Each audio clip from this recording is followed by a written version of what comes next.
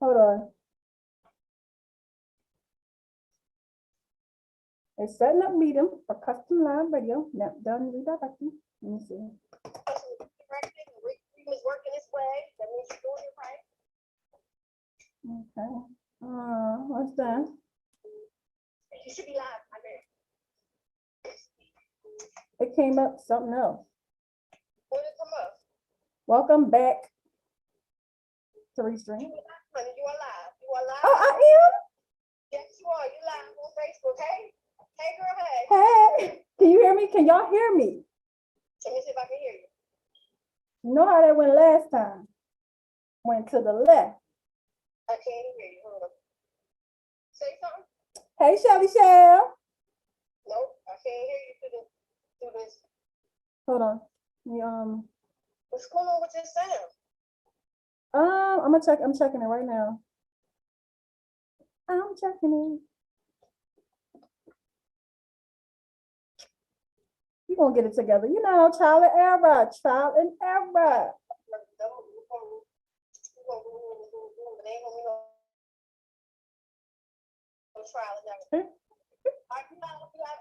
Okay, let me troubleshoot it real quick. No, you want to compute? I can hear you. Okay. Trial and error, yes. Are you sure? I promise you I can hear you. I'm gonna turn it up for my volume. All right, let me Can you just hold on a second? I can hear you on my phone. Hello, hello, hello. We're about to get ready to do When Models Talk. Hold on. Let me do this. Oh, thank you, girl. Oh my gosh. All right, if for some reason I do something mess up with the sound, please, Jesus, somebody let me know.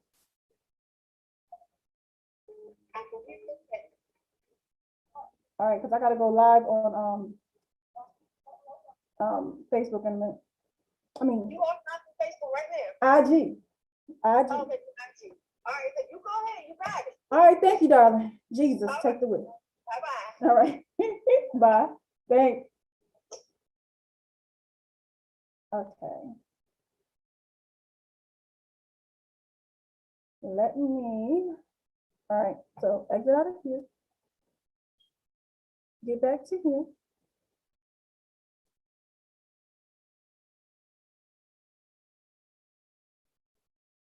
All right. All right. All right. All right. It's almost 7 o'clock. All right. Hi to everybody on Facebook, Twitter, and YouTube. Hey, everybody, we're about to get started at 7 o'clock. As soon as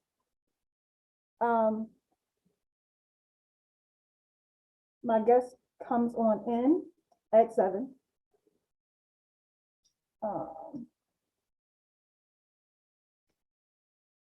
Oh, shoot.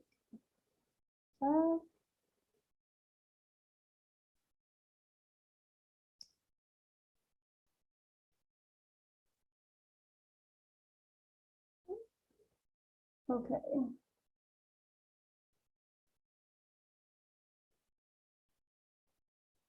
All right, all right. Oh, shoot. I'm gonna mess up my whole thing.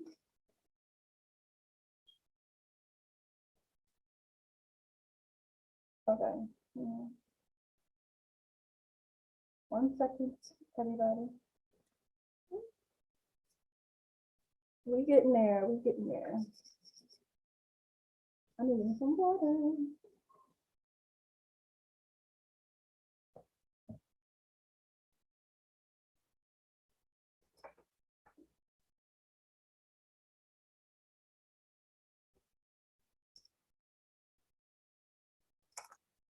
All right. Wow, that's doing that.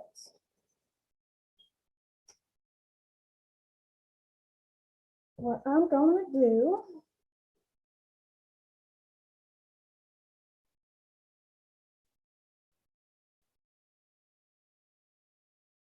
Let me hurry up. I got like 1 minute. 1 minute. Oh, hey. All right. Let me check. See who's in.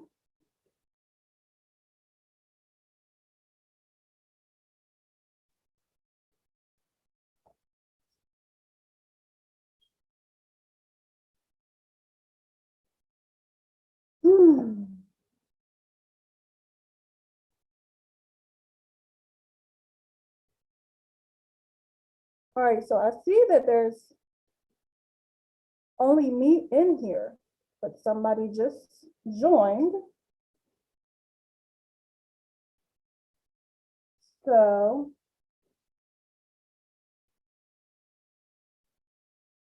how in the world and why is it not working?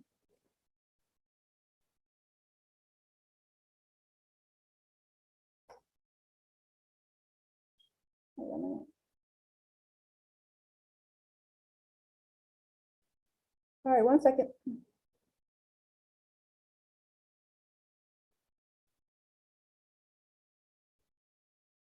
It is 7 o'clock.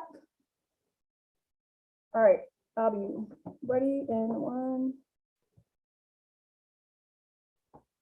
1 second. I'm just getting my guest in right now. I don't know what's up with these links, but we're gonna get it right. We're gonna get it right.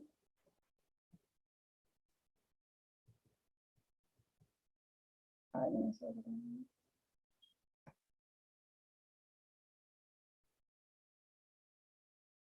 All right.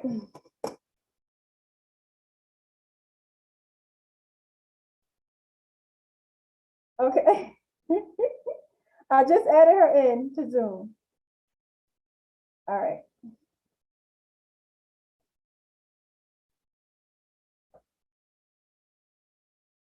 Ciao. All right, we got it.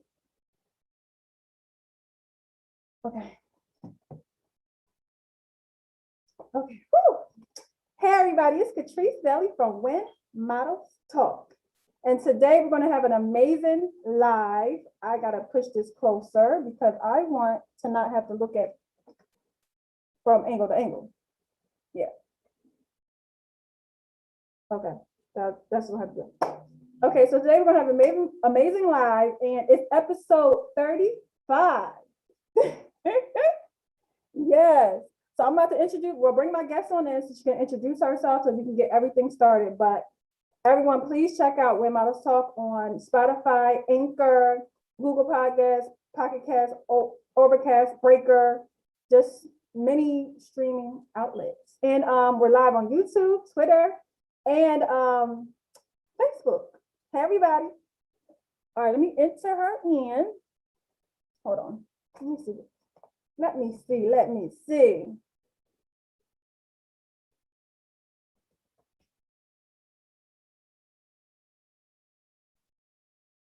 Wait a minute. Hello, Taji. Hey, can you hear me? I can hear you. I Okay. can hear you. Okay. Okay. Girl, I saw it pop up that you were coming. Oh, you look so cute. Thank you. I asked the ancestors like. Oh, let me start. You know what, Jesus? Okay, I gotta do the intro all over again because I just started it on I'm tripping today. I got a severe headache, so don't judge me, nobody. I'm so sorry to do that. I gotta get out of here and I'm trying to do it live. Bam. I forgot to do live on Instagram. I'm so focused on Zoom. Oh no, I mean it's a new platform. It's the first time, so it's okay. It's okay. Working it out. No, it's gonna be all right. Jesus gonna take the wheel. He gonna take the wheel. But yes, okay. Let me get started. Now, everybody, thank you for tuning in to When Models Talk. And today we have an amazing guest. This girl's so smart, y'all. When I say she's so smart, she is so freaking smart and talented. When you have a conversation, you're like, you know what, your mind just blows. It just goes. Stop. But I'm gonna let conversing with you. I'm gonna let let you introduce yourself and tell everybody who you are. Okay. Okay. Oh, wait a minute. You gotta get on Instagram too. My bad. I'm tripping. Sorry. This is the problem when you have a headache. I mean, I never go live, so Multiple things at one time. here we go. I'm sorry. Hey, I know my brain. Earl, like you late. I'm sorry. I literally thought I was on Instagram. Literally, I thought I was live already, but I was too focused on the Zoom. All right, let me add you in Okay. on here. Awesome. Okay, you gotta request it. Lord, it's gonna be all right. We only 5 minutes late. I'm 5 minutes late. Okay. Perfect. Hey girl. Sorry. Hey, can you hold this up? Thank you. He's Okay. like, look. He said, he was like, look, I didn't sign up to be the camera person. Oh God. Okay. Here we go. Maybe I just separated mine from my from everything. All right, so I'm gonna start over again. I'm sorry, y'all. It's a process. Let me know when you ready. You got everything together because I'm working on mine. Mhm. All right. Can you exit I out? don't know why it keeps having like feedback or something like that. Try separating both objects. Are they separate? Yeah, they're pretty. Wait, let me check. Let me do mine. Just in case it could be me too. Should be seen. Girl. All right, try and talk again. Let me see. Okay, can you hear me? Is everything? Is there like feedback or anything? There still is, but you know, let me check. I'll make it work. Hey everybody. Wait a minute, I'm too far back. Jesus, take the wheel. Hey TGI Fridays in Silver Springs. Hey everybody on Facebook. We got sound now. Last time we had no sound. Okay, now talk again. Let me see if it Okay, can check. that sounds a whole lot better. Yeah. Okay. It's still there, but it sounds a whole lot better. Okay, everybody. Okay, so introduce myself. So Yeah. okay, so my name is Freedom X, pseudo, but my name is also Noelle, you guys can call me. I am 26 years old, living currently in Philadelphia. I'm doing, graphic, a lot of graphic designing and marketing, branding right now. But I also do some modeling too. I've been a model for probably since 2014. Started in Philly, some in New York, and do a different couple types of modeling as well. So she be over here being modest, y'all. Homegirl know how to model her behind off. When I say, okay, let me do a little backstory. So I met her, we ran into each other a few times during Philly Fashion Week. And when Kevin, I think Kevin asked us to do Fox 29 together. Yes. That was the first time I've ever done something like that, but I had a blast. Yes, it was so much fun. Yes, and when I met her, I was like, oh, she know what she doing. Stop. If y'all ever see her model or do anything Fashion Week at all, if you ever go to any of her, like if you go to anything and you see her in something, when I say this little shy person right here, that ain't her model person. That is not her at all. Homegirl be killing it. And you just look at her like, Like for me, we talked because they did a whole pre-interview process. And when I say talking to her, she is so intelligent. She has so much knowledge. And it's crazy. It's crazy. But we're gonna get into all that because I need y'all to hear what she knows that she told me. Okay. So first, because we're gonna touch on a little bit of everything. But first, I want everybody to know, how did you actually get into modeling? Okay, so I actually had, when I was younger, took like a couple of classes, like it was like sort of like charm school etiquette classes at like John Casablanca back in the day. And you know, they taught you how to like walk and like pose and take photos and all of that. And you know, I didn't really do much with it when I was younger. It was just something I like sort of tucked away, you know, like my little arsenal of tricks, I guess, you know, just little things you can do. But when I moved to Philadelphia in 2013, I saw the like some advertisement for like Philly Fashion Week and Kevin and Carrie and everybody. So I tried out and I did not make it the first time I tried out.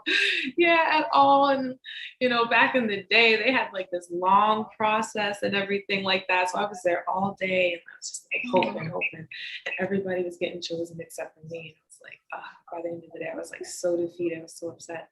I like went up to Kevin. I was like, what's wrong? Like, what do I have? Like, what do I have to do? And he was like, you have to do something that like makes you different. You have to like, you know, really find like a niche. Like you were good, but you weren't like, you know,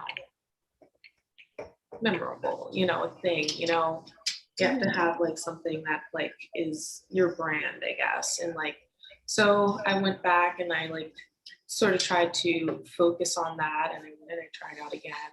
I made it. So then I started with Philly Fashion Week. Yeah. So she said when she went, but tell them how when you actually showed up, how did you like what did you wear? Like what did you put on when you first went? Oh my gosh, I was so unprepared. I had no idea what I was doing. I had like this long like weave like down like my back, and like it was like it looked good, like, you know, but I like had no idea how to wear it or anything like that. And it just like definitely didn't like feel right, and you could like see it like that uncomfortability with it. But no, yeah, so like I had like this tight like one shoulder bodycon dress on, and like a face full of like makeup and like this bright pink lipstick, and like I was just completely unprepared. I had no idea like what, because I had sort of this perception, you know, of modeling that, you know, slowly changed over the years, you know, thankfully.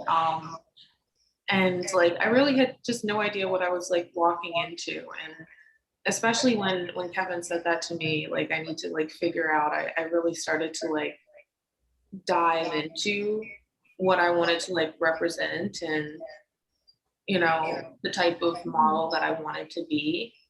I feel like there's so many different types of, you know, models and like categories, and a lot of people focus on like fashion model, which is like fun, and like that's a very specific industry. But there's also like, you know, art modeling, and like, you know, there's like figure modeling, you know, and there's like hand modeling, there's like, you know, product and like commercial, there's like, you know, all different types, body painting, and you know, like artistic, like with prosthetics, and you know, it's like character, you know, there's different types that you can really branch out into.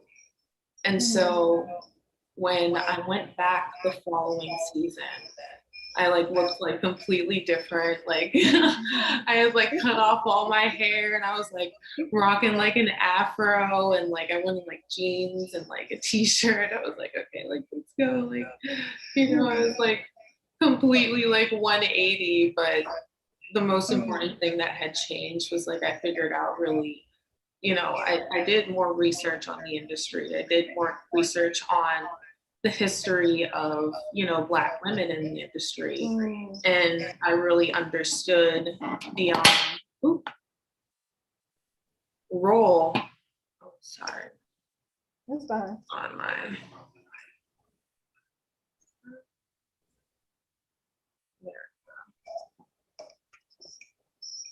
She said she did some history. She did some research on Black women in modeling. I'm like, yeah, exactly. And like, doing like that research and like history, figuring out exactly like what I want to represent, coming into like the fashion industry specifically. Okay. So now you went to an audition, complete, and you like you said, you had a perception in your mind as far as like what you thought it would be like, how modeling is supposed to be. But come to find out, that's not it. And you actually reached out, you asked and said, okay, what am I doing wrong? What is it that I'm doing that I need to improve on? And he gave you his honest opinion. So I can actually respect Kevin for doing that, because some people might not even, they might just brush you off or ignore you. But he actually gave you advice and said, this is what you need to do. Exactly. And it's actually great advice, because that's something that every model, you have to find your own niche and what fits you, what's your brand. And a lot of people but also coming in, you need to know, how to go to a casting. Exactly.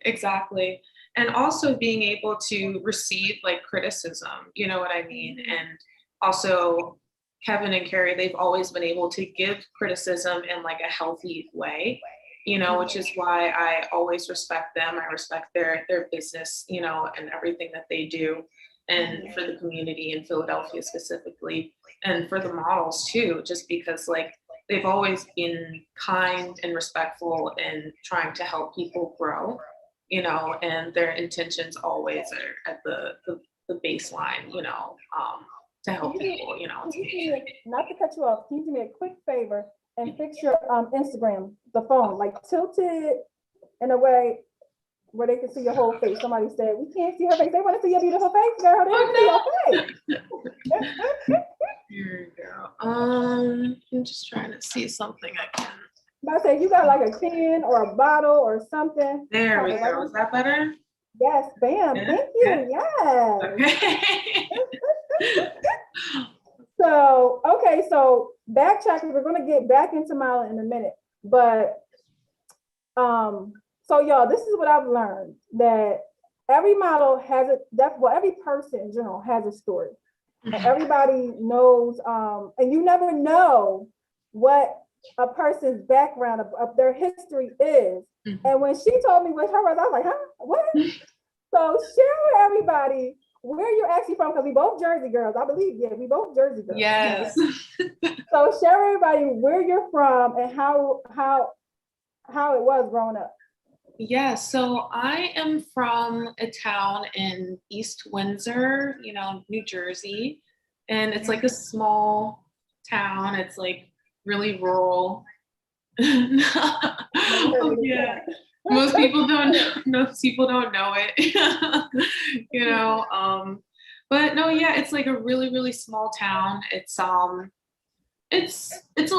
little diverse, not very diverse at all, but it's a little but it's really in sort of isolating kind of place. Like you have the people in your little cul-de-sac, and then it's kind of just like farms and everything in between. So you kind of get to know everybody well. It's like type of everybody leaves their back door open community type of thing. All the neighbors are pretty friendly, but it's interesting. It's like, I don't know.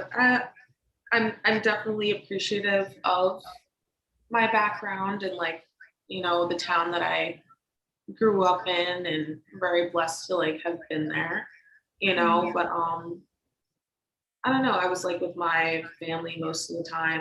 I didn't really get along with like a lot of the other kids just because we didn't have much in common. Um, you know, so it was just me, my mom, my dad, my sister. This is for our dog. So, but she also has done many, many things, such as related to extracurricular activities. So share with everybody all the stuff you've done, because she was doing so much stuff, I just stopped writing. I mean, we're gonna talk about it, girl. We're gonna talk about it. Because she's done everything. So tell some people, what are some things that you've actually done in high school and that actually made it possible for you to even go into college? Oh yeah, so I did so basically when I, was growing up, since the town was so rural, there's not a lot of stuff to do. And my parents signed me up for a lot of extra stuff and, so I did all this, yeah, the whole 9 yards. And, it really just wasn't to keep busy, but it was, they were trying to give my sister and I the most possibilities, possible, accessibility to try different things, to have different opportunities, and it panned out, because I was doing fencing when I was in high school, really heavy. Yeah, I loved fencing. It was so much fun. It really fueled that competitive side of me. It was a very one-on-one sport. Oh gosh, my dog is going crazy. Sorry. No, it's fine. It was a very one-on-one sport, and there's something about just the feeling of being on that platform. If you ever see a fencing strip, it actually looks like a runway, because it's just this long metal strip that's sort of similar to a catwalk, and it's just something really satisfying, as a model, being able to step out onto that stage, almost to be able to perform for whichever audience is there, and really fueled that, or satisfied, I guess, that part of my, core being. So I really dedicated myself to that, and eventually I was able to get recruited to do it in college at a Temple, and that's how I ended up in Philly.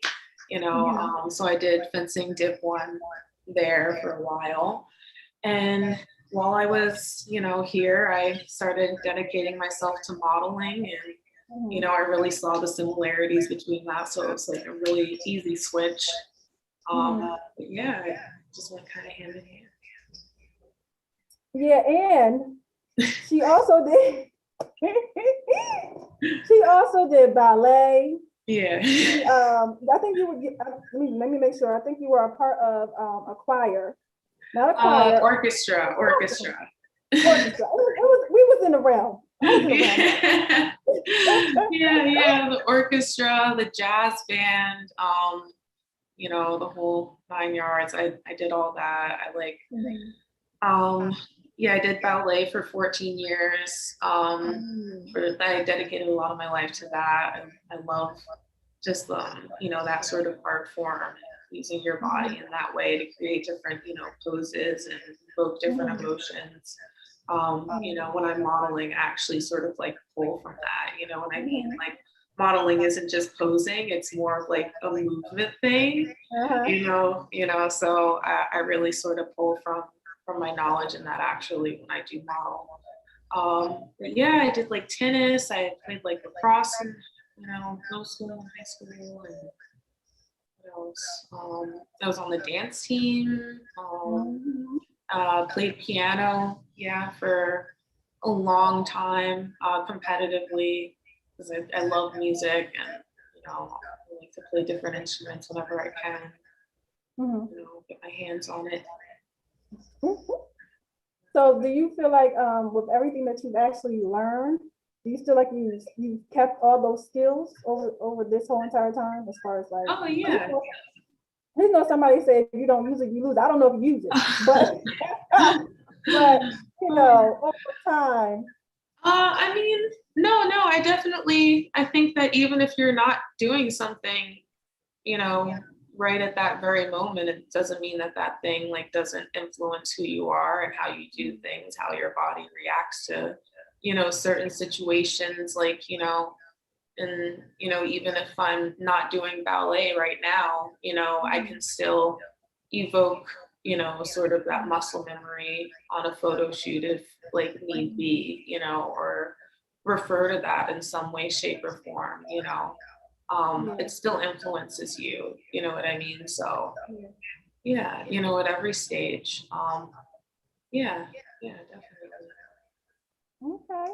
And so I want to talk about mindset when it pertains to modeling. Mhm.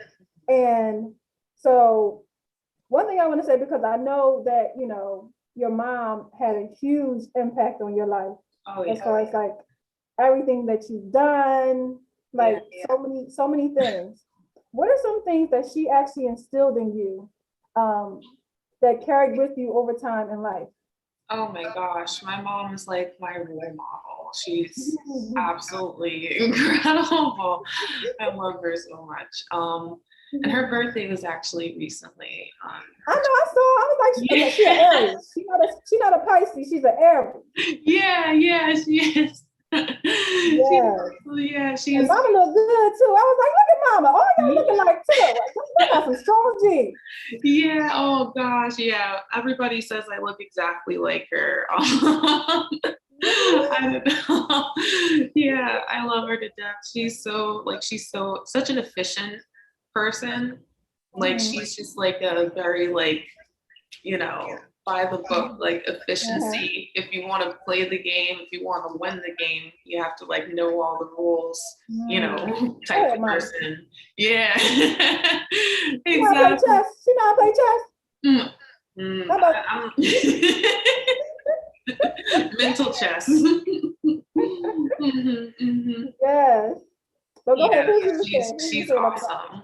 But no, yeah, just being able to have such an intelligent woman, you know, um she was part of, I guess, the movement of being able, you know, post segregation, getting, you know, these Black children, you know, higher education.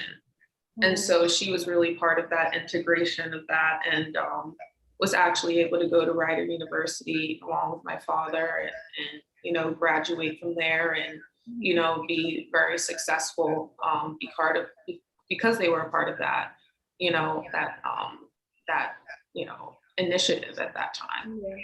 So I really appreciate the legacy of what they were able to open up to, you know, our generation, of being able to normalize that, of being the first Black people in those college classrooms, you know what I mean? And having to experience like that, and lay the foundation for, you know, the future generations to be able to, you know, accomplish those things with, you know, I'm not gonna say relative ease or anything like that, but you know, at least they were able to be able to create a way and like sort of a pathway for us to be able to have that as an outcome, you know, in the future for us. So yeah, so I really appreciate what they were able to do, and with that, you know, they were able to educate us along the way of what to do, what to prepare for, who we were as a people, what type of legacy we want to have. You know, what our duty is going to be to this generation, you know, and what we're going to do to open the doors and for accessibility for the next generation.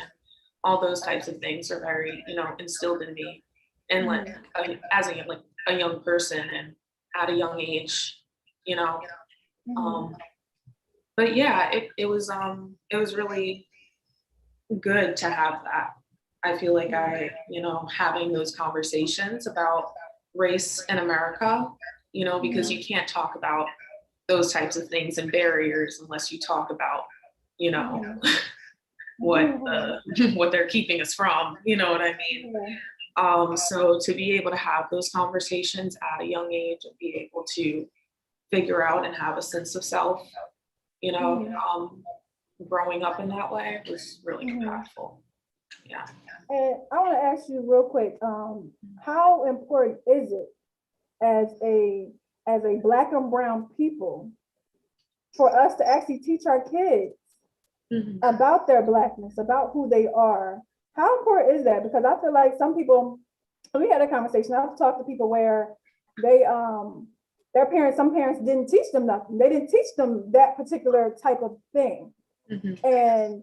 And growing up, their insight and their thought process was completely different because they're like, oh, my parents never taught me that. And I'm like, your parents never taught you that? Mhm. Yeah. Yeah. But how important is that? I mean, I think I can't speak for anybody else and how their household should be, but I know that for me as an African American woman, it's important for me to understand how other African American women have survived and succeeded in America in order for me to understand my own path to success in America. You know, it would be important for me to give that information to my children and share that information with my children if I have them. I don't, you know. Take your time, girl, take your time. Yeah, right. I know some people say that they are, they teach their children not to see color. I don't think that seeing color is a bad thing. I think respecting all colors and seeing all colors and respecting them for what they are is more important than ignoring them, because I do think that people have, their own cultures. And I think that ignoring those differences doesn't, get rid of the problem of, institutionalized racism or beliefs or biases or anything like that. I think understanding them, embracing them, and acknowledging that they're there would go way further than that. So I don't really believe in a colorblind society, I suppose. I believe in like a society that sees color and accepts it and respects it and has no color with just color, So I don't know. But people have different beliefs about it. And that's like, I can't really say what's right or wrong, or because I have absolutely no idea. I only have an understanding of like what I feel. People react to, their survival and trauma and because it is trauma.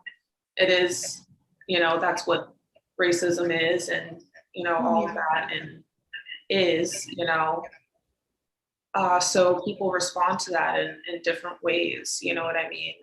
They react to it in different ways. So I don't know.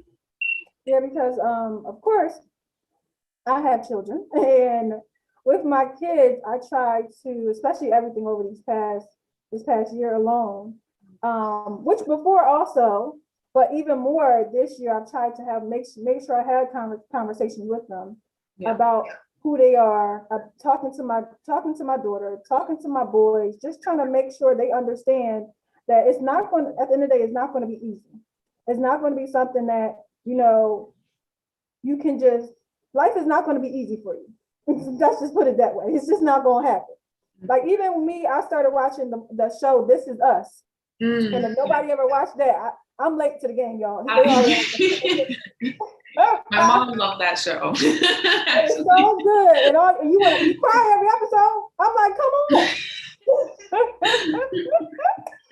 But even if anybody ever watched that, it depicts a lot about the things that he had to go through as a Black man that got adopted by a white family, and his life was always going to be different. And what I liked about the show was the fact that they actually shared the fact, and they were honest about the fact that the things that he went through as a Black man and around a lot of white people.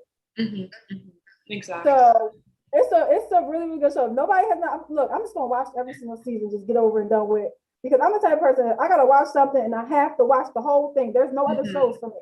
Yes, you gotta commit to it. It's a commitment for me. Yeah, let me just get it over and done with.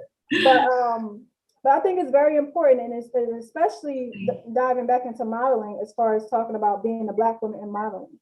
There's a lot of stuff. Like, and I even thought about this. I was like, I need to ask my Caucasian friends how they feel about, what is their thought process on what do they see? What on the outside looking in? Mm. How do they feel about, going into a casting and they only see, a couple Black girls versus a whole bunch of them? Mhm. Like, I Mhm. really want to know. I'm gonna call somebody up. They're gonna be like, Patrice, really? But I'm gonna call somebody up and ask them that, because it becomes, because I know how I feel. I know every time I see, if see you at casting or see you doing something and we're in the same spot, or any Black female, Mhm. I'm just like, yes, I get excited.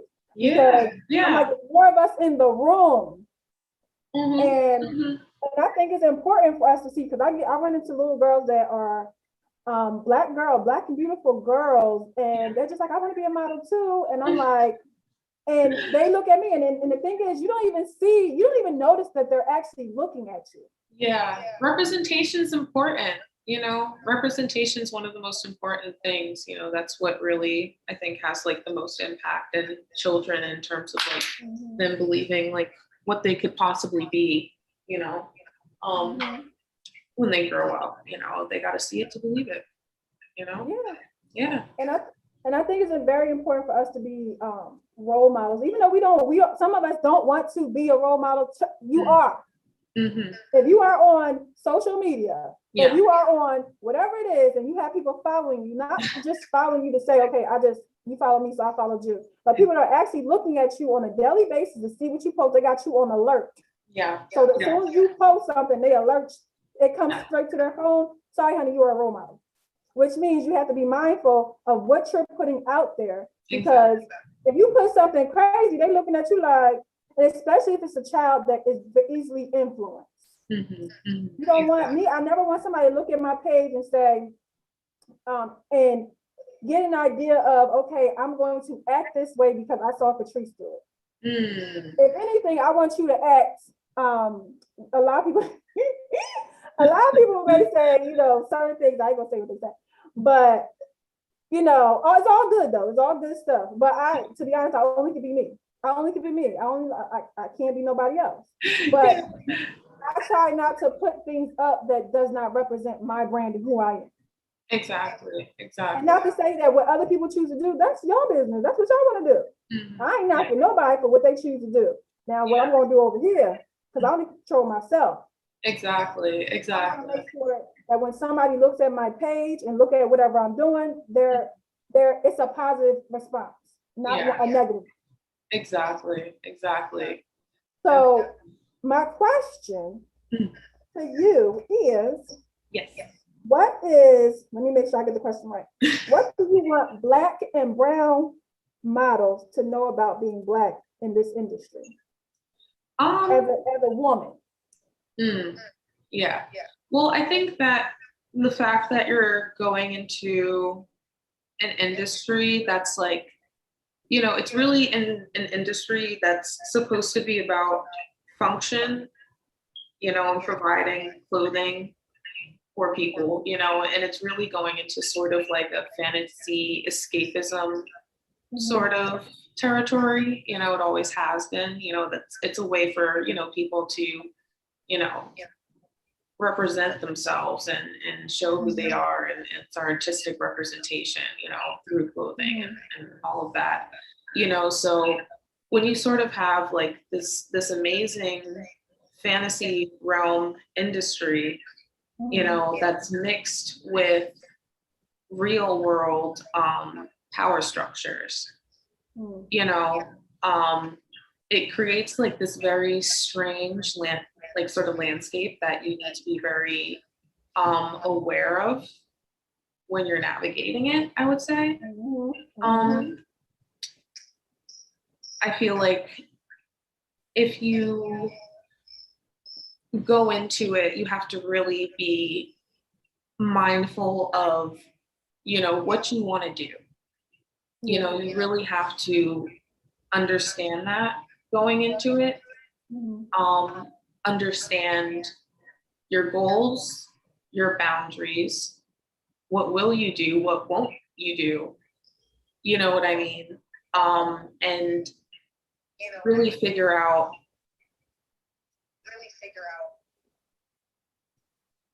how I guess how and who help you get there. You know what I mean? And really be selective about that. I feel like the team and the energy that you let around you is so important. You know, that you really should be sort of on a very guarded about it.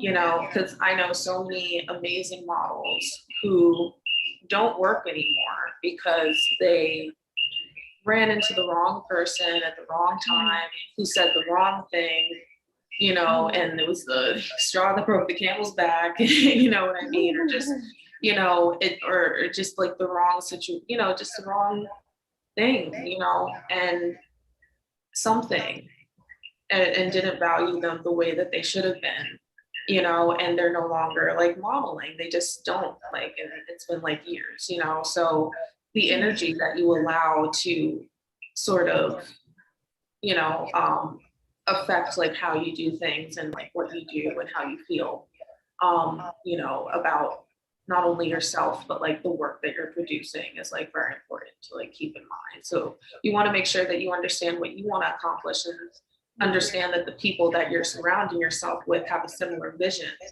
you know. So that advice is like, you know, at least in line with what you want to do, what you want to accomplish. It can be like the proper criticism that you need, like Kevin and Karen were able to provide to me when I first started, you know. So yeah. So someone had a question. Mhm. I'm gonna say your name so wrong, but I'm so sorry. Justima Divine. Hey girl. She said, she on Instagram, she said, have you seen a change in the way plus size models are viewed / treated as models? You want to answer that question? Or you want me to answer the question? You can go first. You can go first. I'm curious. I love hearing your opinions. You're so brilliant. I love it. To be honest, I don't know too much as far as plus size models. I feel like there's a difference in a sense of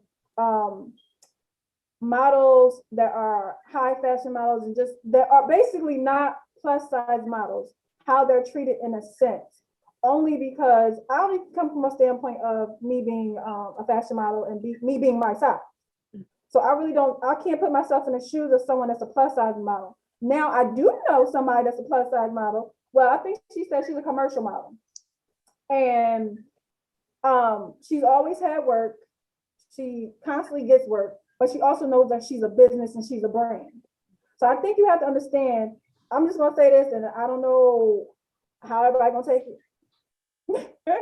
You know what you're talking about, but I'm just gonna say it anyway. For me, being I've seen a lot of plus size models coming along as far as in the industry. Not too many, but I've seen a lot of them, and I feel like if with any model, if you understand who you are as far as the model is concerned, your brand, what you're going to do, what you're not going to do, and not accept just any old thing for work, because you feel like if you have done the work, meaning you've actually trained, you've got, you know, you went through the process of learning all the skills that you need to be the best plus size model that you could possibly be. The next something that, and you understand that and understand it's your business, you choose who you work with. You choose where you want to do and how you want to move. Just like with any other model. I really don't know everything about being a plus size model, but the ones that I've actually seen that actually treats this industry like a business, let's be clear, a business. Not where I'm doing everything for free. My homegirl, Angela, QVC model. I know a couple other girls. QVC models, plus they do other things, and they make a lot of money. And the reason they make a lot of money is because they treat it like a business. They're not out here doing free stuff. No, me and her just did a job with magnetic lashes. She hooked me up. Thank you, Angela. She hooked me up. I got the lipstick on right now, and I used to be a lipstick person, y'all. I used to wear it all the time. My sister was like, "Stop," because I guess I wasn't wearing it. I don't know, but you know, as long as you're treating your brand as a business and yes, treating it like a business. As long as you're doing that, that's all that matters. People, it's going to be some jobs where they're not going to work with you. That's not their vision. And don't take it as in, okay, it's something wrong with me. If you know that you did everything you were supposed to do, that you're just not a part of their vision. But guess what? That means it leaves the door open for something else and another opportunity that's going to be even bigger and better. So that's all I gotta say. That's all I know. But as far as she said, seen a change in the way plus size models are viewed or treated. You're viewed and treated. I don't know. To be honest, I really don't know. Maybe because it's COVID, so I ain't really been modeling that much. But I know one girl, and she gets some money. She got her coin because it's a business. Yeah. But I mean, you got anything you want to say? Yeah. I mean, yeah, there's definitely been, I feel like, because if you look at the history of plus size models in recent years, and I mean like very recent, just because I'm not well versed in, the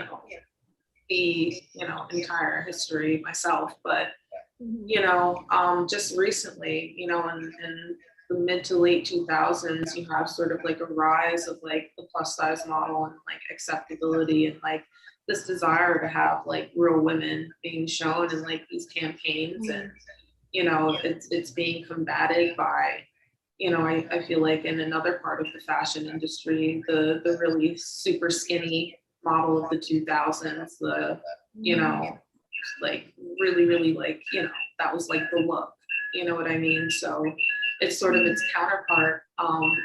But in terms of like recent years, you have sort of like this, I feel like a gap in between like the plus size models and like the, the smaller size models.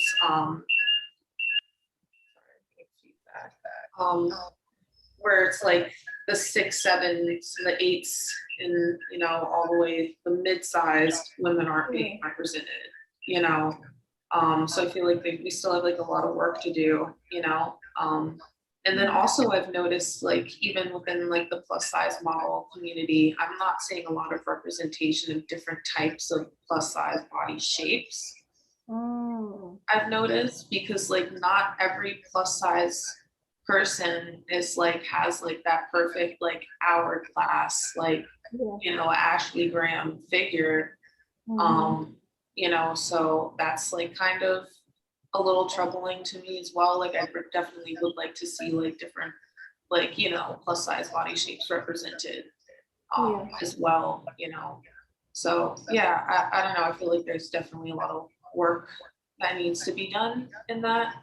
And that comes from consumers supporting brands that, are already on that wave. There's like a lot of them out there.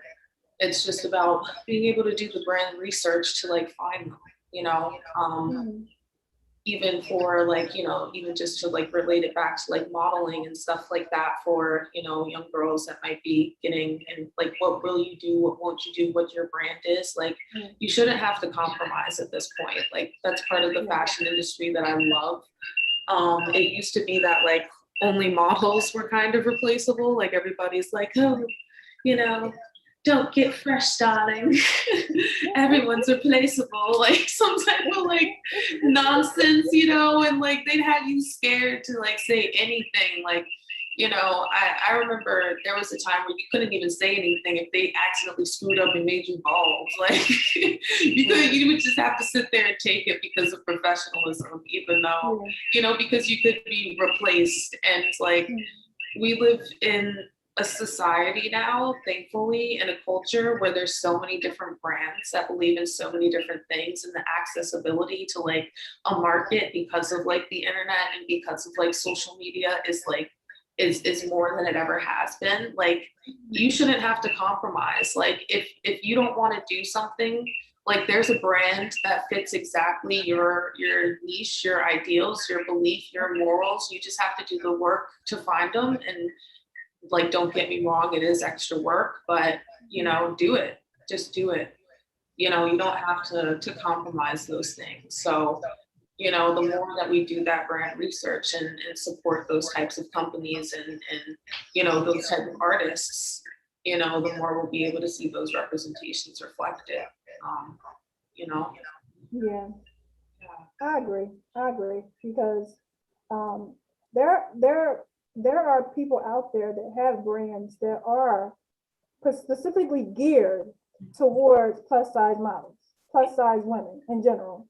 And just like you said, there are different shapes and sizes as far as being plus size. Everybody ain't got the hourglass. Nobody, not everybody went out Yeah. and got some fake booty, some fake boobs, and not everybody did that.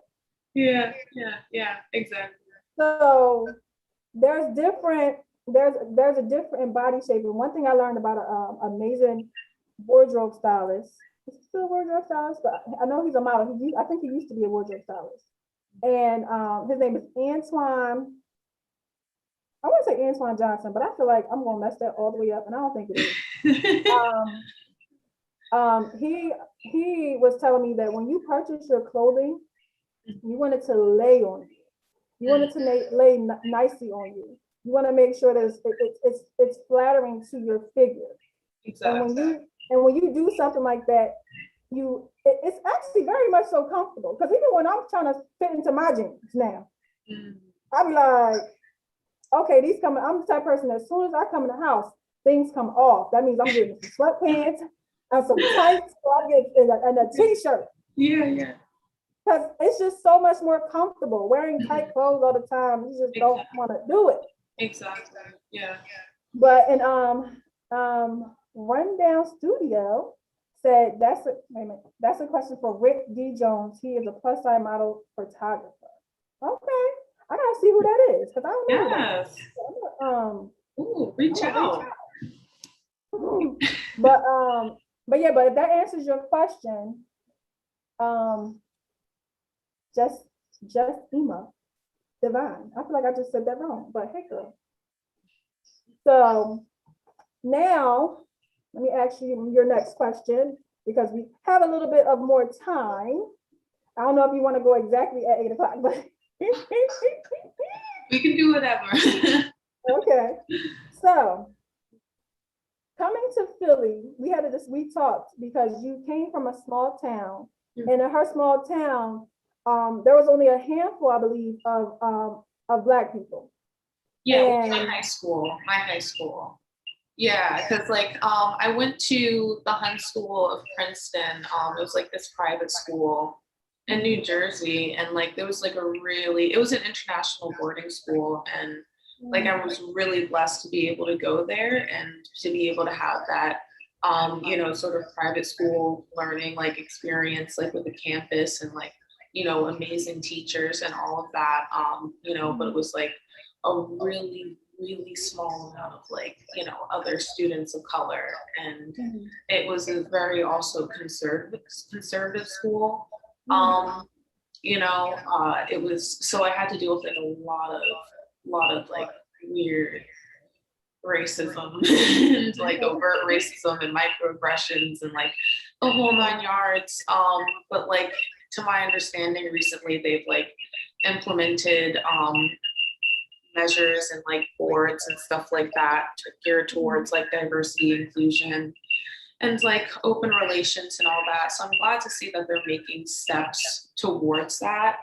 I feel within the recent years, especially with George Floyd and everything that's happened with Black Lives Matter and everything, there's been a lot of initiatives to move towards racism, or towards abolishing racism, getting rid of racism, and addressing racism.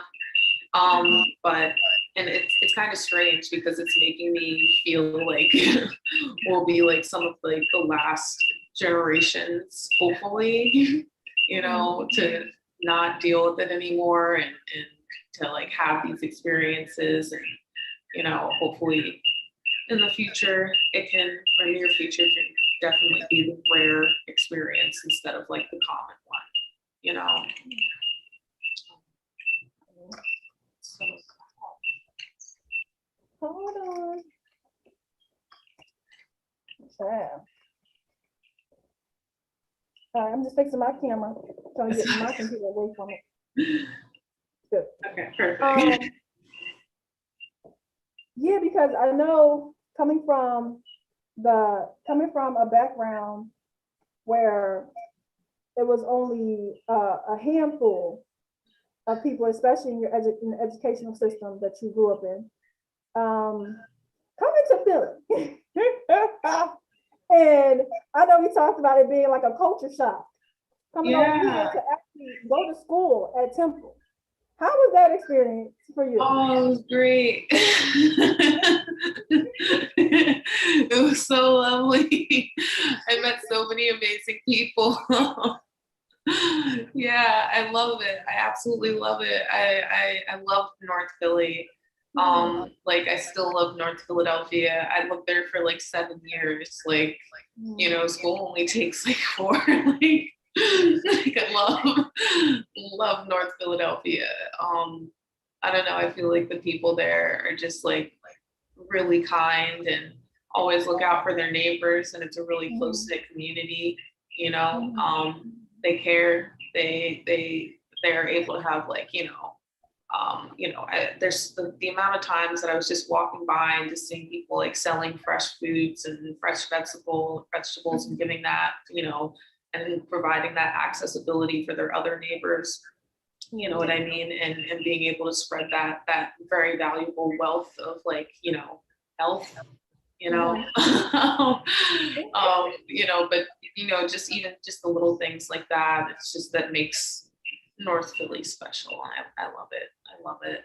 It was amazing to be able to go there. And like, see the things, like when you live in the suburbs and you don't know anybody who like lives in the city, like at all, like, and all you hear is like the stuff on the news, like, and then you go there and it's a completely opposite, like, perception and perspective, you know what I mean? Like, and it makes it even more clear that like, it's not hard work that keeps people, you know what I mean, below the poverty line or in, a bad position, or, or puts them in bad positions or anything like that. It's not an access to opportunity. You know what I mean? Hard work plus opportunity, like equals success, not just hard work. Like there's people that are always constantly working hard and like they still are like struggling, and they never get that opportunity to like take themselves to the next level or earn capital. And like, that's like the problem, like one of the biggest problems, So it's amazing. And then to be able to take that knowledge back to like where I'm from and dispel that myth and find other people and, grow that. And that's exactly like what I do now, is like working towards that initiative to like close that gap. Like the job that I have now is at the African American Chamber of Commerce of New Jersey. And yeah, like what we do, I'm like graphic designer and marketing manager over there.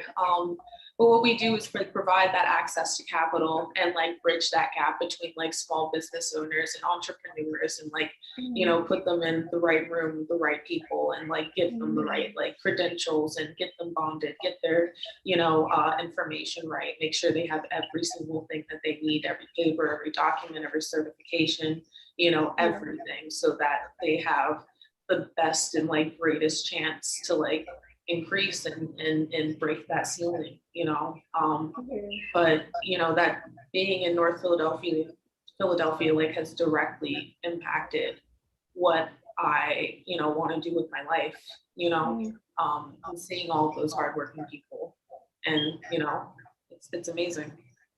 I love Philly. It's great. Before I started modeling in Philly, I was like, and the crazy thing is I'm from Kansas. So, so me being like, okay, Philly's crazy. I ain't got time. No. But then when you actually get over there, there's so many different opportunities. There's so much you can experience. There's so much culture. There's so much. It's just like Philly is awesome. I'm about to say something else, but I'm like, you old stuff. But it's like a different environment. It's so unique in Philly. Don't be wrong, you can't be naive thinking that everything's roses and peachy king, because everything ain't perfect. Yeah. But it's just something different, from the music to the to just the city in general. And then you know, you go to other parts where, you know, it's more of the hood, and you go to other parts where like 2 blocks later, it's feel like you kind of in the suburb, but in the city suburb or something.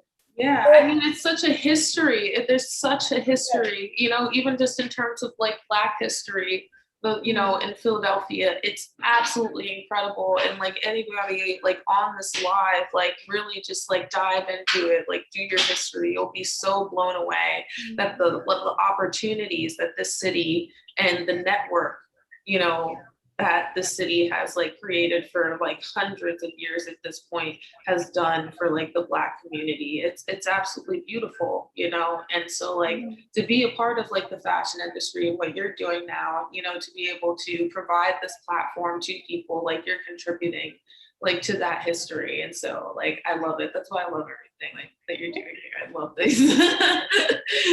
I love it. The whole concept.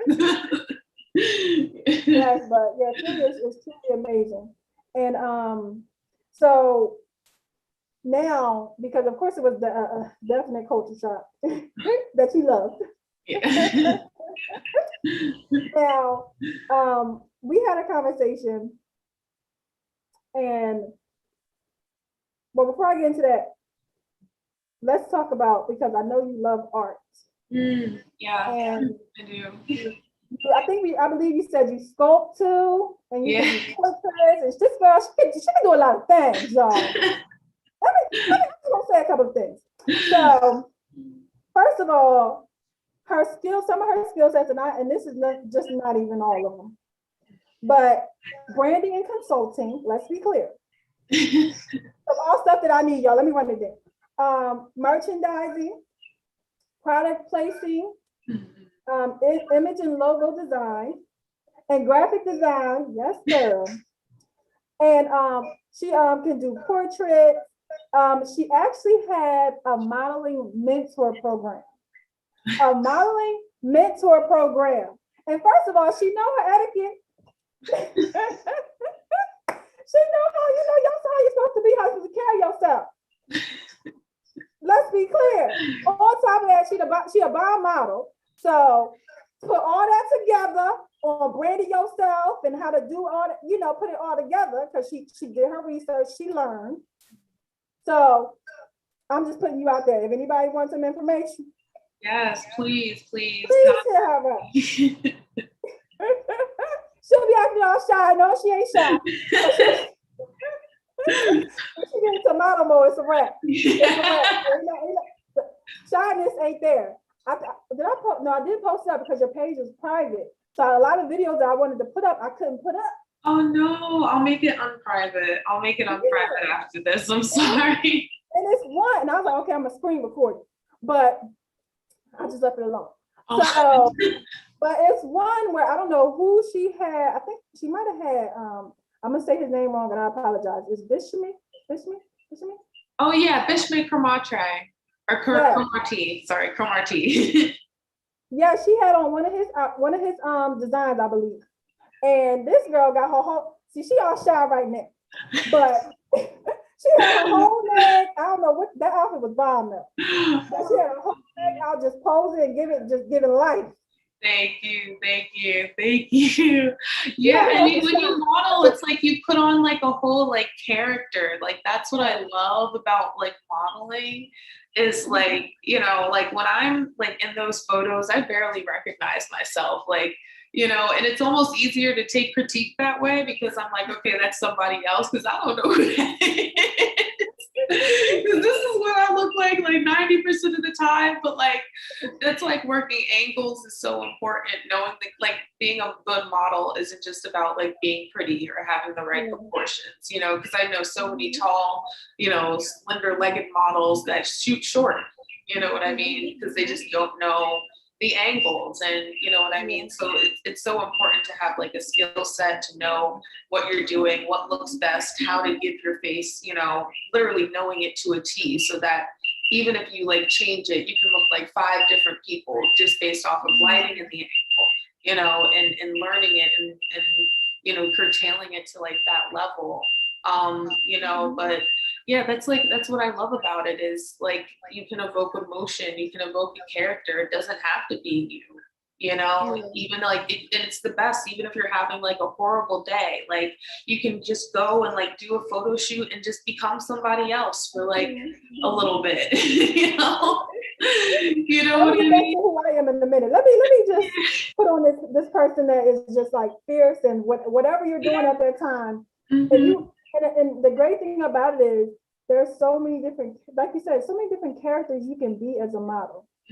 Yeah. That's something I actually know that I need to work on because I'm so used to like, I don't know, I just walk in, people say I'm doing a good job. So I'm like, hey, but I know that I want to dive more into learning more about my angles, learning more about, tapping into that different character, those different emotions. Yeah. So I can, because I absolutely love modeling. And when I did my first photo shoot and after a whole year, recently, I was like, I missed this. I Yeah. missed actually being in front of the camera and getting dialed up and just having fun. Yeah, exactly. And tapping into that like sort of character part, you know. Yeah, I guess I got a character. I don't know. It's yeah. yes, but so yeah, she has like she's done a mentor training program. Oh yeah. And I think that's amazing because I feel like if for any and every model, because I know we were having a conversation and you got to the point where you felt like basically, well, I'm trying to remember exactly what you said, but your confidence in doing all of that was like, okay, it was down. Like, okay, so how am I going to teach somebody this and that? Yeah. But I feel like even as me, what I'm doing right now, I may feel I'm not qualified to actually have a conversation and teach people exactly what I'm doing. But at the end of the day, I am qualified because this is episode 35. Let's be clear. Yeah. Y'all have seen me up on every Zoom. Y'all have seen me. Y'all have seen me just get it wrong at times. But I think when you get it wrong, it makes the opportunity for you to start getting it right even more. So you start getting into a repetition of actually growing in everything that you do. It's the times where my hair has not been right. My makeup was not on point. But I'm getting better with my hair. I'm getting better with my makeup. I'm getting better as I'm here because I'm constantly doing it and I'm being consistent and persistent. You always look beautiful on all the ones that I've seen. You look perfect. So I don't know. Oh, thank you. See, look, this is me critiquing myself, saying, no, you should do better. Oh my gosh. That's just me critiquing myself, girl. But if I actually did sit back, and I think if anybody, whatever you're doing, if you actually sit back, oh, thank you, Bill. If you actually sit back and you actually think about the things that you've actually done and how you've done it and how you have grown, you would realize that you do know enough to teach somebody else. Yeah. You do know enough to actually make money off of what you're doing. Exactly. Exactly. I mean, definitely. And, it's definitely hard, specifically in this industry that can be like very tough and very expletive, I find, you know what I mean? And it's like, that's why like that piece I said in the beginning, just about like making sure that your energy and the critiques that you're taking and the people that you're surrounding yourself with have like good intentions, a clear cut vision, and like that aligns with what you're trying to accomplish. Because like, this is like a very like, it is a very cutthroat industry. There's like a lot of expletive behaviors and people are trying to pay you with exposure, you know what I mean? Like, and you can't pay bills and eat with exposure all the time. So you know what I mean?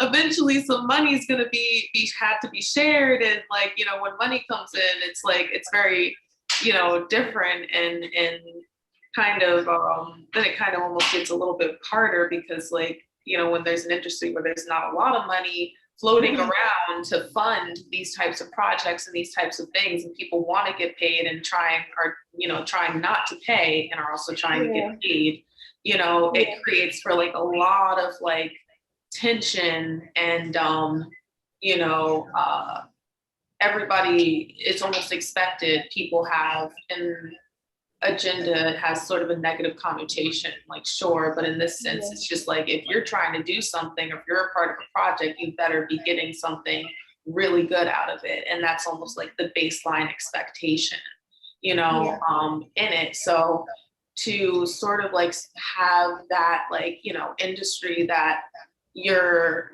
dabbling in, you know, it's very easy for someone's confidence to, like, you know, fall very low. It could be as simple as you're everybody's favorite model until you say, hey, well, I've been doing this for a while. Do you think I could possibly get compensated or have my ride paid for?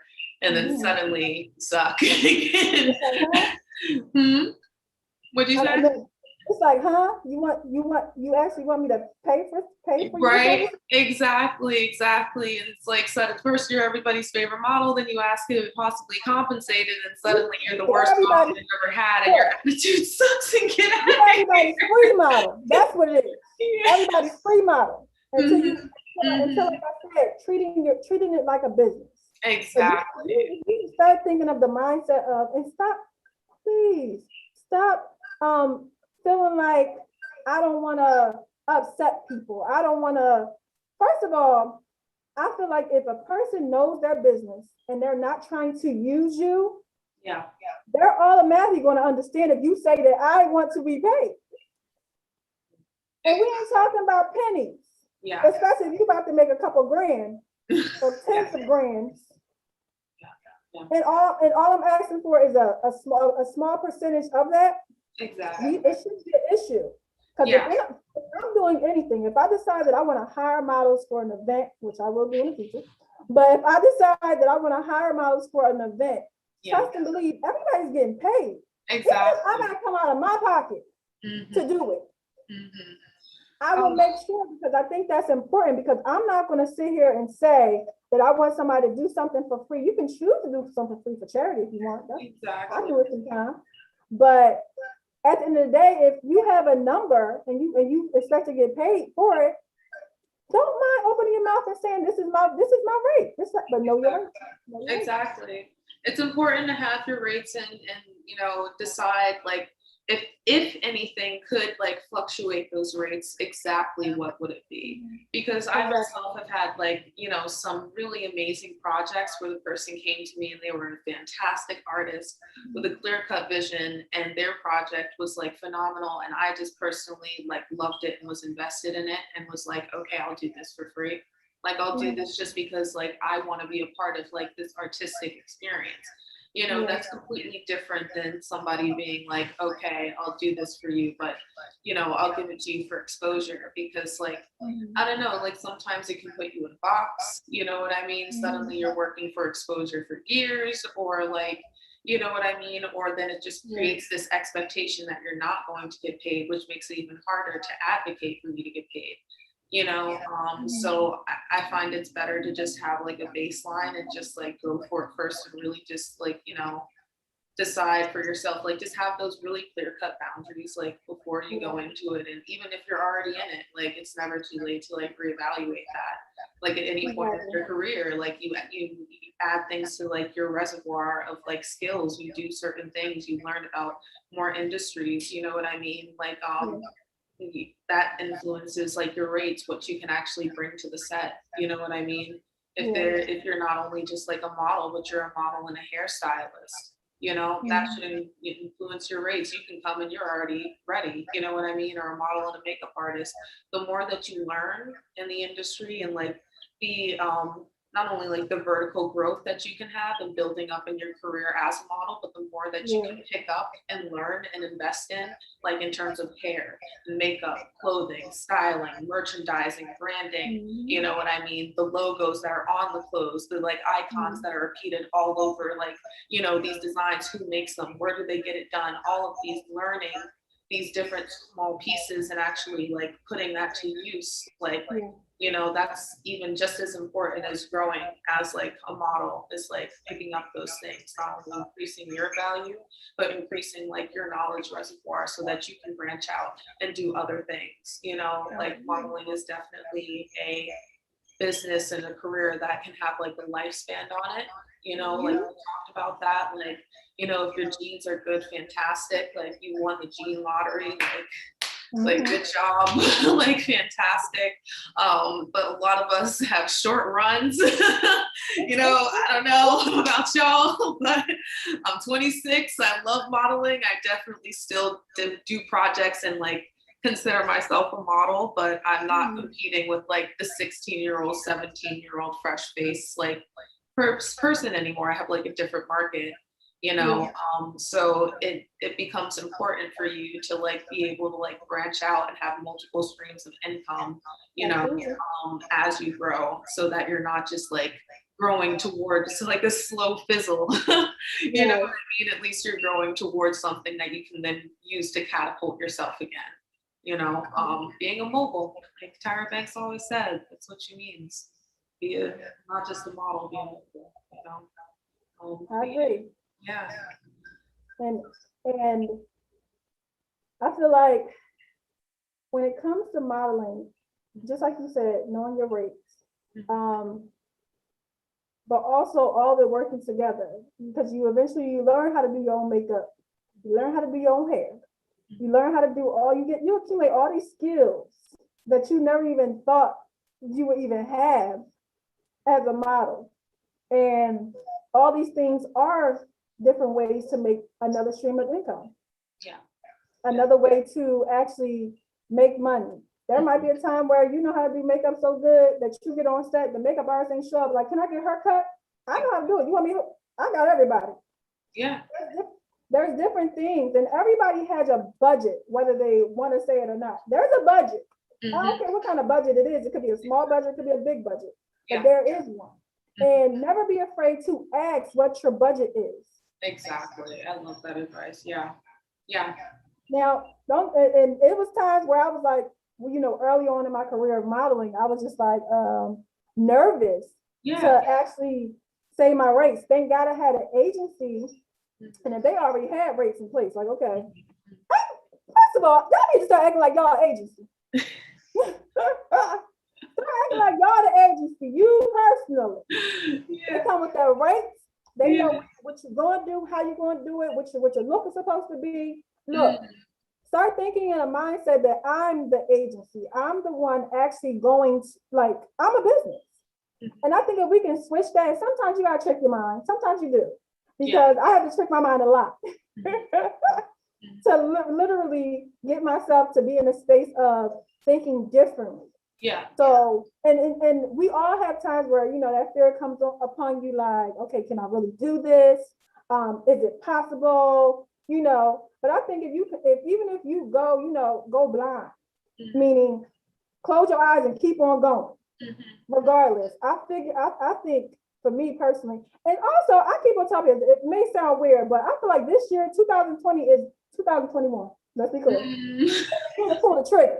Yeah. That means if you need a mentor, get your mentor. Yeah. And that goes for models too. Because some of us think that we know it all. No, we don't. Exactly. You don't know every little thing. Yeah. Your walk may need to be improved. Your look may need to be improved. And if you think you know it all, you're in the wrong room. And talk about that too, because we talked about having a mentor and you actually got one. Oh yeah.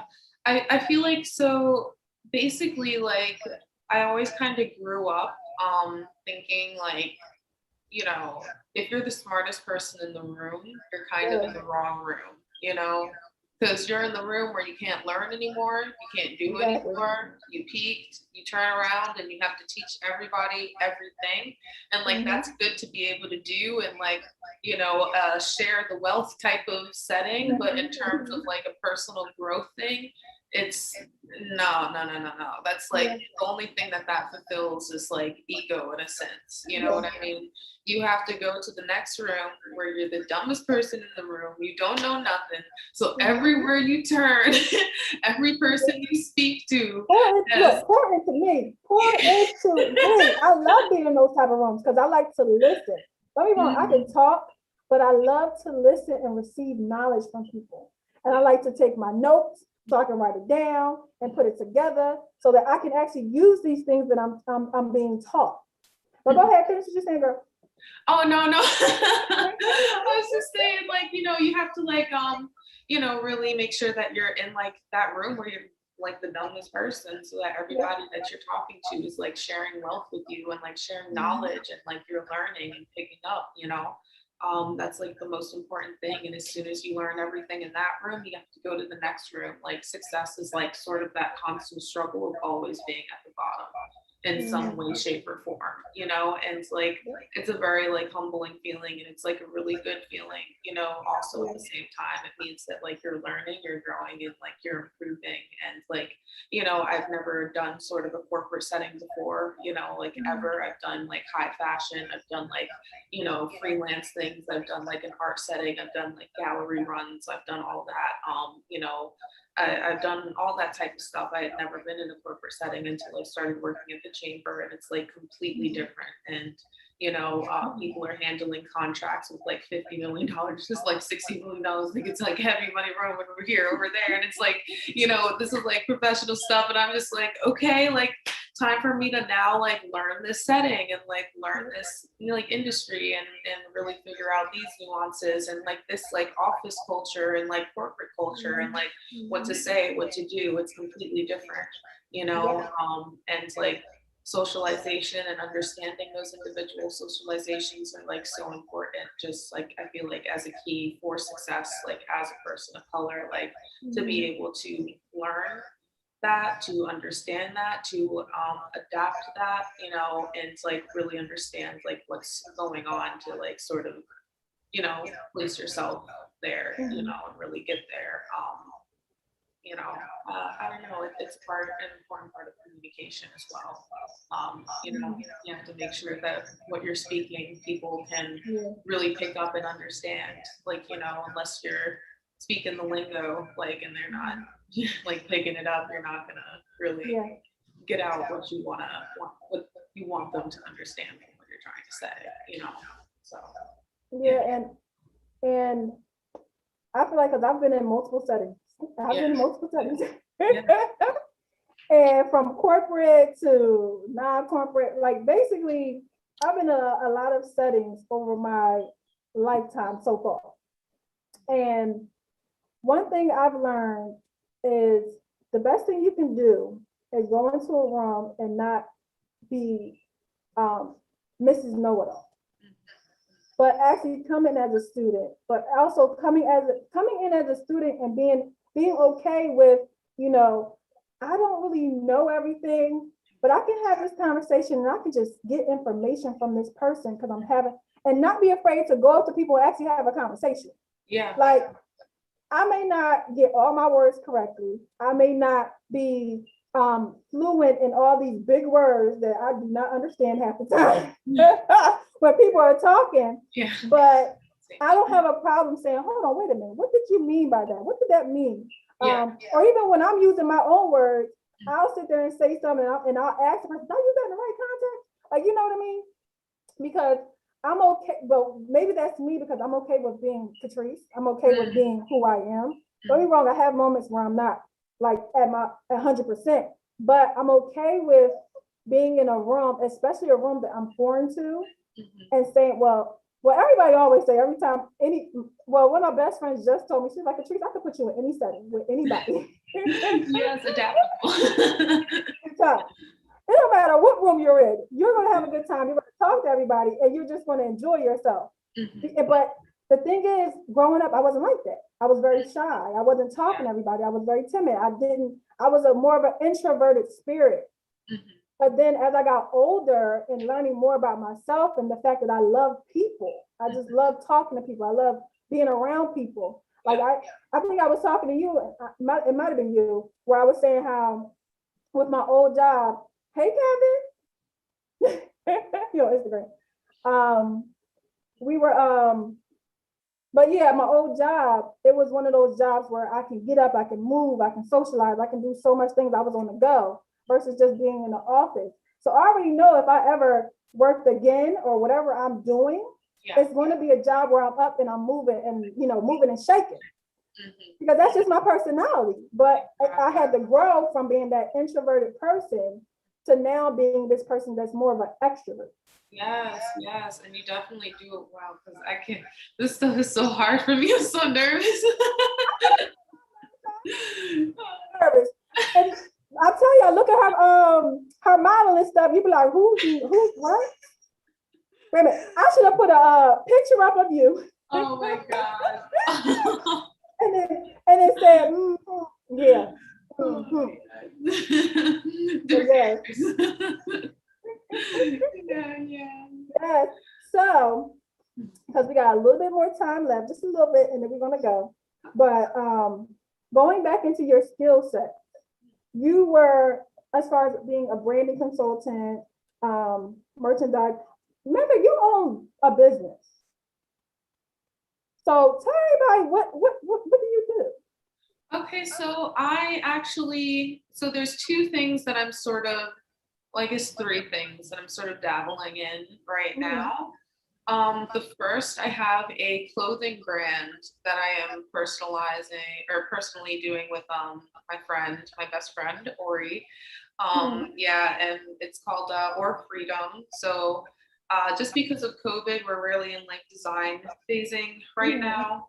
But it's really focused on sustainable designs and looking into different cultures, I guess, and things that fashion I feel as if have overlooked in you know, sort of the grand scheme of things.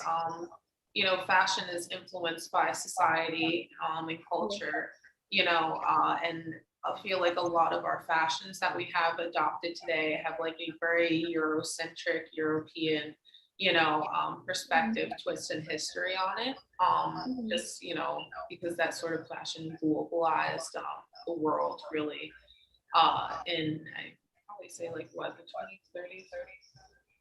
Yeah. Sorry. Yeah, like, but so I just kind of want to go and look to see if there's, well, I definitely know there are like a lot of different types of fashions from different cultures that, you know, haven't been given the attention that they really deserve. That, you know, check off the box in terms of like functionality and aesthetic, you know what I mean, and sustainability. You know, all of those things, the things that we crave, like I feel like as a society right now, these cultures have already been doing, have done, and you know, there's no really accessibility for them to like have a place to like be seen on the marketplace and like widely and globally, you know, accepted, you know. So just sort of a brand that sheds lights on that and gives those types of brands and cultures the opportunity to you know, do that. And then the other thing that I am doing right now is a marketing and branding consulting business with my partner, Taji, over there. And he helped me with my leg setup tonight. It's the best. Yeah. But we're doing sort of a brand with just us two that's you know, a marketing consulting brand.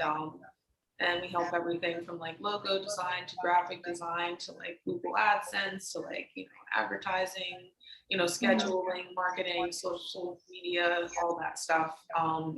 You know, everything included in there that we can hopefully get to be pretty popular. 2 years, that's our timeline. And the third thing that I'm doing is I've been really investing in my own art, actually, my fine arts. I took a break from it while I was really focused on modeling, but now I'm focused on more of my artistic side with everything. So all of my sculptures, like my paintings, I do portraits, commissions, and stuff like that. And I'm really working on the gallery route and submissions, as well as hopefully doing a couple art residencies within the next couple of years, get that under my belt, and do an international circuit with that. So fingers crossed, and Yes. do they like my products? Yeah. Yes. Yeah. And So are you I know I saw on your page, I think, that you were doing chokers. Are yes, you still doing yes. So those? that's part of the beginning portion of our brand. Part of what we're doing is, sort of combining it with art, because I love art. I love like sculptures and stuff. So any portions of like those accessibility, brands we adorn with our custom made like chokers and acrylic sculpture pieces that are all like hand done. They're all like hand sculpted themselves. Yeah, actually, I can see. If, Taji, could you see if you see my sculpture? Like Yes. I'm about to say, because I want to the see. smaller one with the hair. Thank you. He was like, you wanted me to be the camera guy. I'm Yeah. over here picking up. What else you need? So supportive. Oh gosh. Oh, you found it. You're great. You're great. Thank you. I don't know which camera I should show it to. You can show it to both. Do like this. Okay. So like this is like some of like my sculptures that like I do, and like I try to make them like as detailed like as possible. Put little baby hairs on there. Gotta get them baby hairs in. But I just like there's like a little tooth gap too. I just like love interesting features. Yeah. So I basically take these. Tell it to the other camera too. Oh, sorry. Back up just a little bit. Oh, see, I don't know. She has like a tooth gap and like baby hairs, and I try to do different things that challenge beauty perception. So I know she's a little creepy looking. She's not supposed to be conventionally beautiful. Let me just say, I know she's. But it looks so good. Thank you, thank you. But you know how you look at those like, so one movie I like is called Paranormal, and if you, I don't know if anybody, the kids might know, but it's a movie called it's an animated movie. It's called Paranormal. Okay. And they show you how they create the characters, and I think it's like through clay or something. Oh, like claymation? Yeah. Oh, I love claymation. That kind of reminds me of that in a way because it's so detailed. Yeah, definitely. It's definitely along those lines. Like I love claymation artists because of that like exact thing. Like it's the detail is like absolutely insane. It's probably like one of like the most like meticulous, like repetitive art forms that there is. Like if we're being honest, for like the amount of like work that it produces, like, for the length of time, like what you actually get is like so painstaking. I definitely have so much respect for claymation artists and animation artists who work in that sort of medium. But no, yeah, definitely it's sort of along those lines.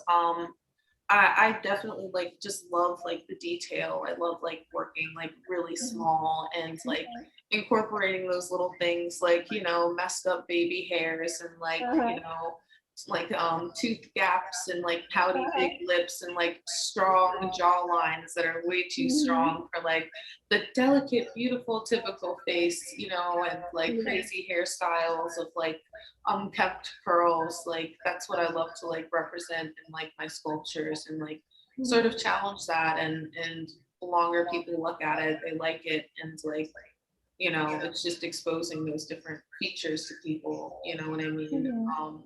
It's like what we said earlier, representation is so important. This is just a Yeah. medium, another different medium for representation, you know? Girl, I'm looking at so many different businesses coming out of you right now. So many different, so much creativity. Somebody said you are multifaceted. Absolutely. Because there's so many things that I've learned about her over, and we met years ago, and I reached out and I was like, girl, you gotta come on with my so No, you have yeah, stuff she's that you very can teach me intelligent. too. Like You she know, knows we so talked much the other stuff day. that is crazy. That's why I keep on telling everybody, models aren't just models. They Yeah. actually have so much to them. And if you actually took time and stop looking at just the pretty face and the fact that they look good and whatever they put on and all that stuff, that there's so much to us as Exactly. women, as men, as just people in general. It's so much to us. Like she just shared how many businesses. Like, come on. Modeling is just one part of it, but you know, like it ties into everything else. And you know, that's why like when your career growth, it shouldn't just look like a straight line, it should look like a web.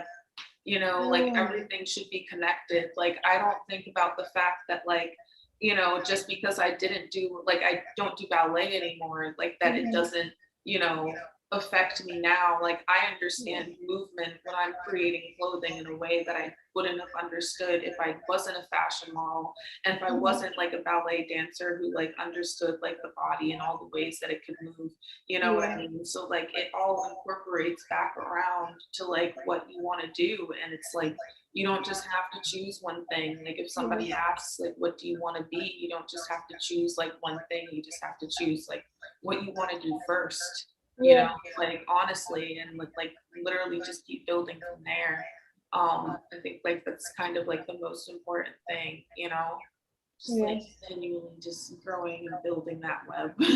Like Charlotte's Web, just spinning it. I like that. I like how you said it's like a big web. It's not a straight line, it's a big web of everything that you actually do. And I feel like what I love about that is as I'm looking at my life and the things that I've done over, whether it's something that basically fell on my lap or something I intentionally went into or whatever it was, it is like a web because there's so many different things that lead, but it's so entangled where it goes into, okay, you know, we're talking about when models talk, but then it leads to something else. And then it leads to something else, and it leads to something else. And you've done so many different things over your lifetime. There's like, and things that you can actually teach other people. I think it's very important that we pass along the things that we are learning. Because the way you may teach a mentorship program may be different from how I teach a mentorship program. You know, and because our experiences may be different. Well, most likely are different. Yeah. But people can learn from each one. If somebody went to yours versus mine, they're gonna be like, oh snap, I learned this from here and I got this from here. Boom, put it together, and you got something amazing. Exactly. I mean, it's so important, and you know, just to like reiterate, like, you know, sharing, you know, like what you know is so important. I cannot stress how important it is. You just can't keep it to yourself. You know, if you feel like threatened, like, you know, by another person's like success or anything, like, trust me, like, we've all had those thoughts. I've had those thoughts. Like, if you have those thoughts, like, it's okay, but you need to like reevaluate what you're doing in this industry and what you're trying to accomplish to begin with, and see how those thoughts line up with that and dispel them, and then now go teach because it's still important. So get it together and then go share the wealth, you know, because you can't just keep it to yourself, because then you close the door behind you, you know.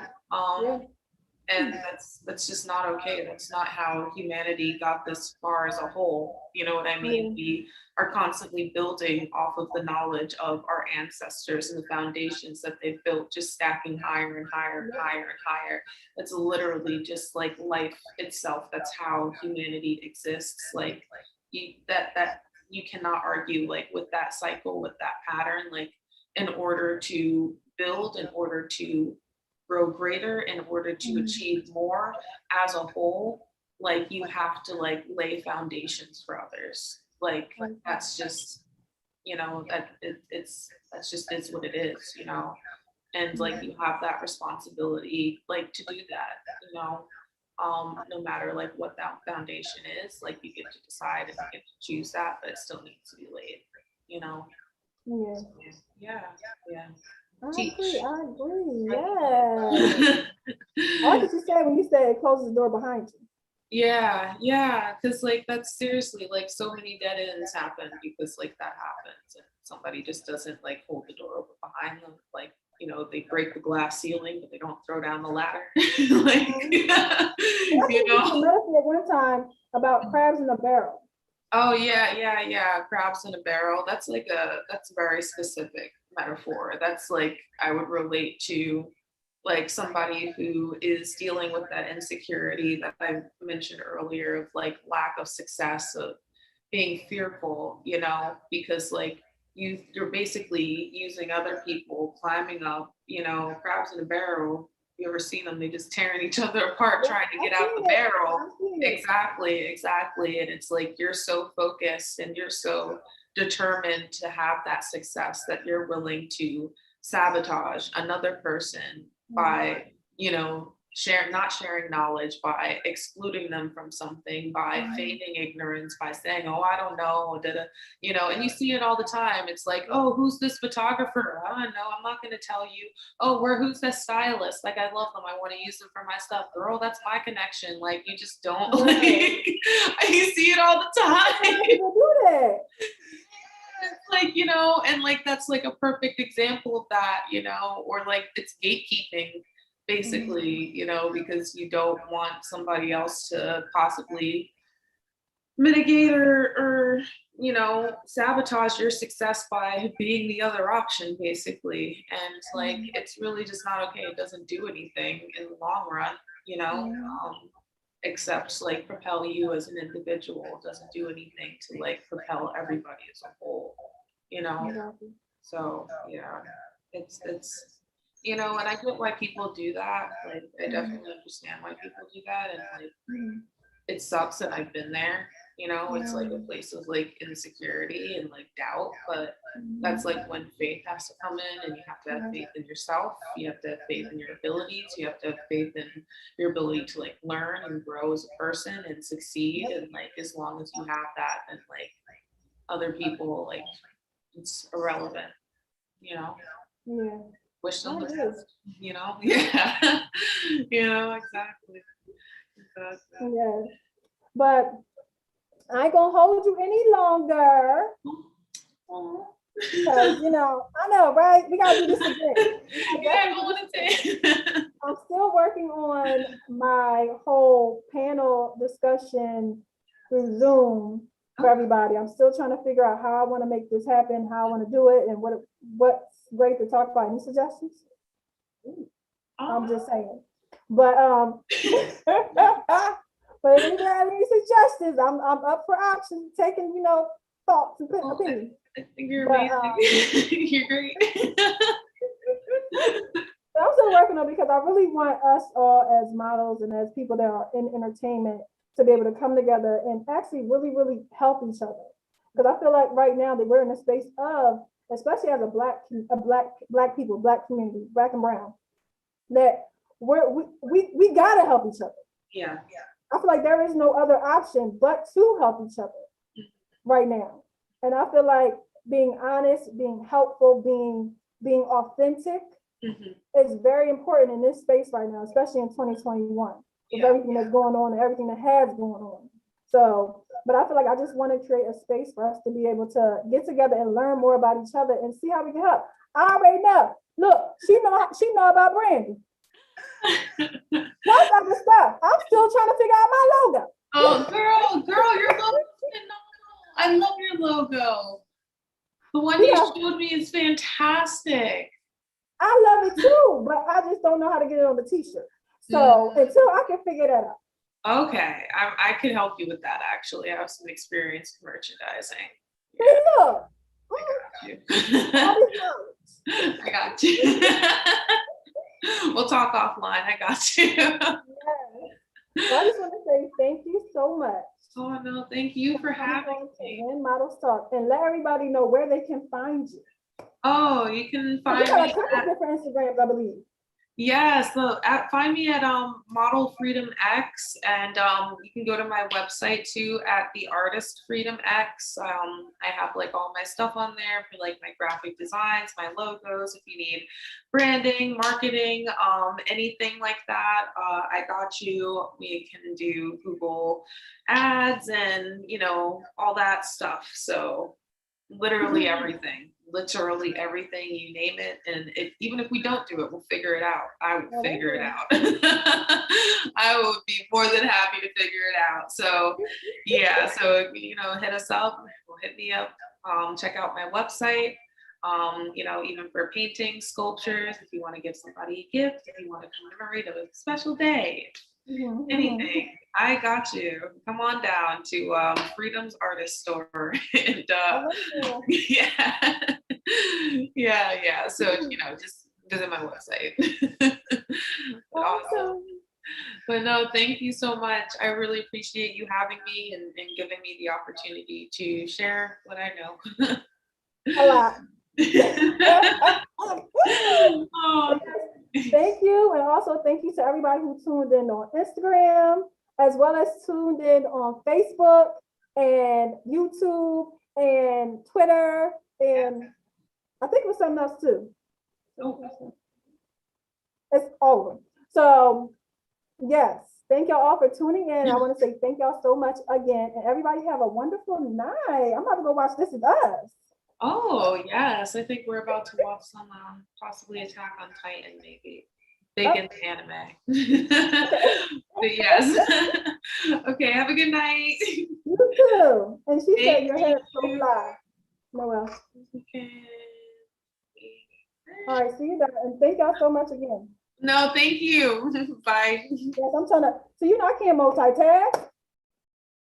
Oh shoot, hold on. Child, let me do this first. Okay. Thank y'all again, and have a good night.